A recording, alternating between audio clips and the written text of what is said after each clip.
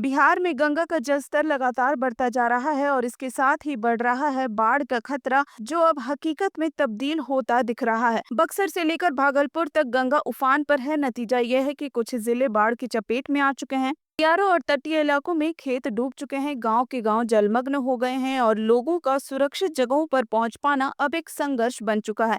मवेशियों के लिए चारे की किल्लत है, रास्ते टूटने लगे हैं और मकानों के खाली होने की तस्वीरें एक बार फिर लोगों के दिलों में पुरानी बाढ़ की भयावह यादें ताजा कर रही हैं। बक्सर से शुरुआत करें तो यहाँ गंगा के जलस्तर में मामूली कमी देखी गई है, लेकिन खतरा अब भी टला नहीं है। निचले इलाकों में रहने वाले लोग डरे हुए हैं और पलायन की तैयारी कर रहे हैं। पटना में दीघा घाट और गांधी घाट पर स्थिति कुछ अलग है। दीघा घाट पर पानी खतरे के निशान से भले ही 10 सेंटीमीटर नीचे जरूर है, लेकिन गांधी घाट पर गंगा अब भी 35 सेंटीमीटर ऊपर बह रही है।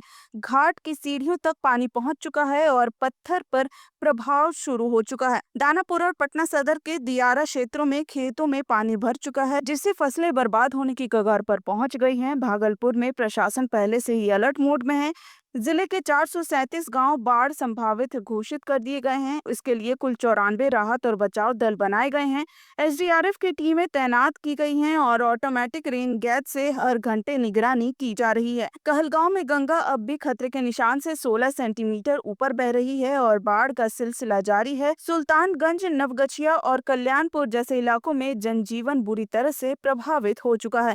रास्ते जलमग्न हो चुके हैं और लोग ऊंचे स्थानों की ओर पलायन कर रहे हैं। कई पंचायतों में पानी घरों तक पहुंच चुका है। वहीं गोपालपुर में कोसी नदी का जल स्तर जरूरत के खतरे के निशान से फिलहाल नीचे है, जिससे थोड़ी राहत मिली है, लेकिन हालात कभी भी समय से बदल सकते हैं। गांव देहातों से बाहर निकलना या जरूरी सामान लाना अब लोगों के लिए एक नया संघर्ष बन चुका है। फसलें डूब रही हैं, बच्चों की पढ़ाई बाधित हो रही है और लोगों को रोजमर्रा की जरूरतें पूरी करने में भी परेशानियों का सामना करना पड़ रहा है। इस बार संकट ने एक बार फिर यह साबित कर दिया कि बिहार की नदियां जब उफान पर आती हैं, तो सरकार की तैयारियां और राहत व्यवस्था की असली परीक्षा तब शुरू हो जाती है। प्रशासन का दावा है कि सब कुछ कंट्रोल में है, लेकिन जमीनी हकीकत बताती है कि हालात हर घंटे के साथ साथ बिगड़ते नजर आ रहे हैं।